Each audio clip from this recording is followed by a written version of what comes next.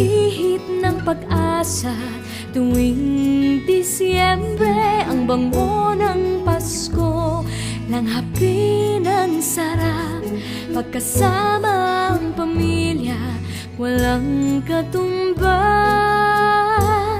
Ang bango ng Pasko ay walang katumbas.